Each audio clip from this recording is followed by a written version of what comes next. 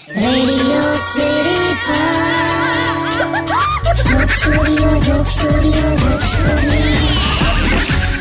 જય શ્રી કૃષ્ણ. હું કિશોર કાકા રેડિયો સિટી પર અત્યારે લાઈવ બોલી રહ્યો છું. આ દિવાળી વેકેશનમાં જે હું ફરી આવ્યો ને એ વિશે વાત ચાલે છે.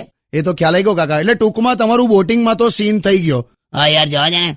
પછી ક્યાં ગયા? પછી અમે ઘોડા પર બેઠા. અરે વાહ. શું કશું જાણ્યા કરે વાહ કરે. આ તારી કાકી સાડી પહેરીને ઘોડા પર બેઠેલી. તું ખાલી દ્રશ્ય વિચાર. ઘૂંટણ સુધી ચડી ગયેલી સાડી. હવે એ બધું કહેવાની જરૂર છે? હાલ તો ખાલી વાત કીધી. સાડી પહેરીને ઘોડા પર બેસી ગઈ અને એટલી ખરાબ લાગે. અને એને જે ઘોડો ભગાયો છે યાર. ટિકટોક એટલે શું ટિકટોક કે ઘડિયાળ ચલાવે ઘોડા ચલાવે. અને એને જે તબડીક રૂમઝુમ જે ઘોડો ઉપાડ્યો છે બધાને ઓવરટેક કરતી જાય અને જોરથી ચીસો પાડે. મેં અપની ઝાંસી નહીં દૂંગી. ઝાંસીની હમણાં કહું તે.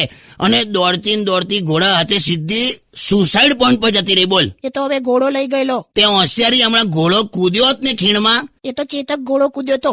લક્ષ્મીબાઈ નો ઘોડો કોઈ દિવસ નતો કૂદ્યો. એટલો ઇતિહાસ તો મને પણ ખબર છે. તે હોશિયાર. હવે એક ઘોડાને ના ખબર હોય. તું પડત ને તો તું ઇતિહાસ થઈ જાત અત્યારે. તું સમજી લેજે. પણ મજા આવી ગઈ ને. તારા બાપાની ટાંગ પાછી આવી ને. હા કે પાછી આવીને તારે એટલી હિપતાઈ ગયેલી ને ઘોડા પર ઉલટી કરેલી એને. બોલ. ઘોડા વાળે ઘોડો ધોવાના 800 રૂપિયા લઈ લીધા મારી પાસે. એની મને ખર્ચો જ કરાવ્યો છે. હટ ચાલ સોંગ મૂક ને. રાખ્યા છે ને વચ્ચે. અલા માઇક ચાલુ છે. એવું છે. હેલો સોંગ હે.